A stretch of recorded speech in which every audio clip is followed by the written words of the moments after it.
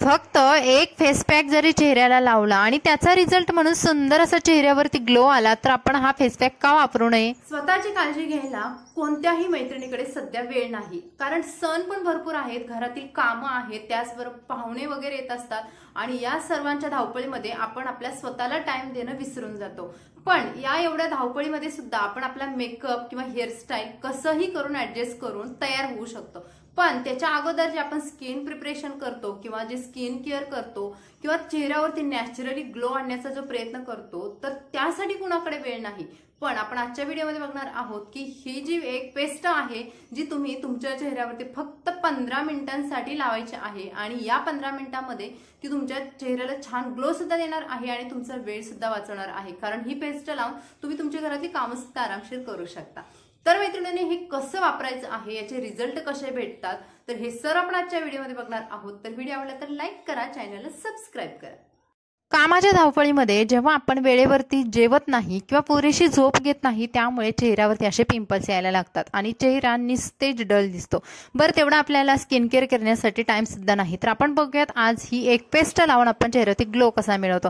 त्यासाठी पहिली स्टेप करायची आहे स्क्रब। तुमच्याकडे जे पण असं 10 रुपयाचं 15 रुपये वालं जे स्क्रब असतं, इव्हरयूजचं वापरा किंवा हिमालयाचं स्क्रब वापरा, ते चेहऱ्यावरती लावा आणि छान असं चोळा।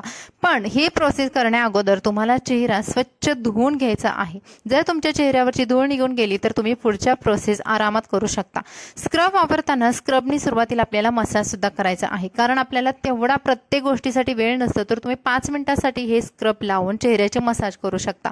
आता स्क्रब हे काही वेळानंतर सुकलं जातं आणि चेहऱ्यावरती खूप असा रफपणा येतो, त्यासाठी तुम्हाला गुलाब पाणी घ्यायचं आहे आणि गुलाब पाणी पुन्हा चेहऱ्यावरती असं लावायचं आहे, जेणेकरून जे आपलं सुकलेलं स्क्रब आहे ते सुद्धा पुन्हा असं ओलसर होईल आणि छान आपल्याला मसाज करता येईल।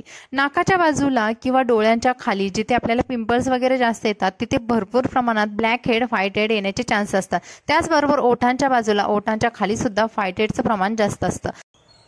या पद्धतीने आपल्याला 5 मिनिट चेहऱ्याचा मसाज करून घ्यायचा आणि पुन्हा चेहरा स्वच्छ थंड पाण्याने धुवून घ्यायचा आहे। ही ते आपली पहिली प्रोसेस झालेली आहे, त्यासाठी तुम्हाला फक्त 5 मिनिट द्यायचे आहेत। आता जेव्हा आपण स्क्रब करतो त्यावेळेस बऱ्या प्रमाणात आपल्या चेहऱ्यावरचे धूळ किंवा छोटे छोटे ब्लॅक हेड व्हाईट हेड जे निघण्याच्या कंडिशनमध्ये आहेत ते निघून जातात, पण काही जे जिद्दी असतात जे आपल्या चेहऱ्यामध्ये तसेच अडकून राहिलेले असतात त्यासाठी आपल्याला स्टेप 2 करायचे आहे।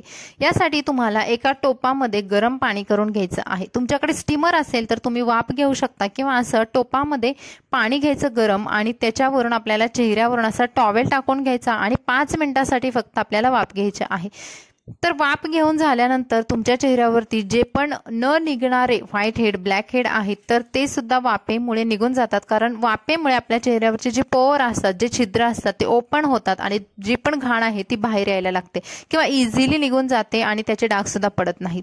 तुमच्याकडे असं एखादं टूल असेल तर ते घ्या आणि त्याने तुमचं ब्लॅक हेड व्हाईट हेड काढण्याचा प्रयत्न करा। भरपूर प्रमाणात जवळपास 80 ते 90% तुमचे ब्लॅक हेड व्हाईट हेड या प्रोसेसने निघून जातात, त्यामुळे चेहरा क्लीन आणि स्वच्छ होतो। त्याचबरोबर चेहऱ्याचे छिद्र ओपन झाल्यामुळे ब्लड सर्क्युलेशन सुद्धा छान होतं आणि घाण सुद्धा पूर्ण चेहऱ्याची निघून जाते। 2 प्रोसेस झाल्यानंतर आपण करूयात आता तिसरी प्रोसेस, जी की आजच्या व्हिडिओमध्ये सर्वात महत्त्वाची प्रोसेस आहे फेस पॅक। तर तुम्हाला जास्त प्रमाणात जर ब्लॅक हेड व्हाईट हेड नसतील किंवा तुमचा चेहरा खूप प्लेन आहे, फक्त तुम्हाला ग्लो हवा असेल तर तुम्ही फक्त ही तिसरी स्टेप सुद्धा करू शकता। यासाठी मी एक बाउल घेतलेला आहे, त्याच्यामध्ये चंदन पावडर घेतलेली आहे आणि ॲलोवेरा जेल टाकलेला आहे। आता बघा, 1 चमचा चंदन पावडर बस होते आपल्या चेहऱ्यासाठी, त्याच्यामध्ये अर्धा चमचा ॲलोवेरा जेल आणि अर्धा चमचा गुलाब पाणी घ्यायचं आहे आणि या तिघांचं छान असं मिश्रण करून घ्यायचं आहे। आता जर तुमची पेस्ट खूप घट्ट वाटत असेल तर थोडंसं गुलाब पाणी तुम्ही वाढवू शकता आणि या कन्सिस्टन्सीचं म्हणजे अशा पद्धतीचं तुम्हाला ही पेस्ट बनवून घ्यायची आहे। ही पेस्ट आपल्या चेहऱ्याला पूर्ण व्यवस्थित पुरून जाते आणि आता मी तुम्हाला दाखवणार आहे की एखादा ब्रश घ्या आणि त्याने ही तुमची पेस्ट आहे ती चेहऱ्याला सगळीकडे समप्रमाणात लावून घ्या। चेहऱ्याला पेस्ट लावताना अशी पातळशी लावा, जेणेकरून ती छान प्रकारे चेहऱ्यामध्ये ॲब्झॉर्ब होईल। जर तुम्ही जास्त घट्ट पेस्ट ठेवाल तर ती चेहऱ्यावरती सुकणार नाही किंवा ॲब्झॉर्ब सुद्धा व्हायला, चेहऱ्यामध्ये शोषून घ्यायला टाइम लागेल। अशा पद्धतीने ही पेस्ट मी बनवून पूर्ण चेहऱ्यावरती लावून घेतली, याचे रिझल्ट सुद्धा तुम्हाला कमालीचे भेटतात।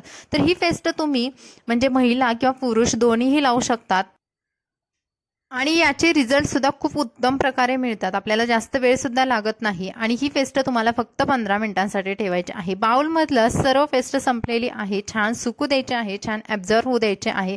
तोपर्यंत तुम्ही छान घरातली कामं सुद्धा ही पेस्ट लावून करू शकता. 15 मिनिटांनंतर मी तुम्हाला दाखवलेलं आहे बघा, माझी पेस्ट जवळपास सुकलेली आहे.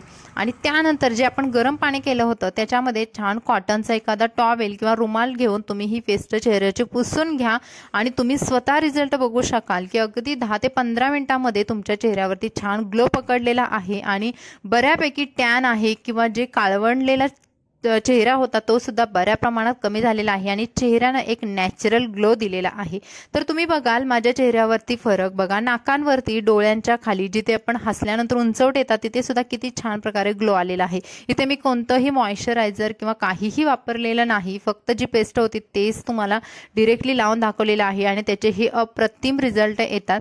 तर मैत्रिणींनो, हा होता आपला आजचा व्हिडिओ. तर मैत्रिणींनो, हा होता आपला आजचा व्हिडिओ. तुम्हाला कसा वाटला कमेंट्समध्ये सांगायला विसरू नका. आणखी कोणत्या प्रकारचे व्हिडिओ बघायला आवडतील ते सुद्धा कमेंट्समध्ये नक्की सांगा. तर चला भेटू अशाच नवीन व्हिडिओ सोबत. मस्त राहा, खुश राहा आणि शिकत राहा. बाय.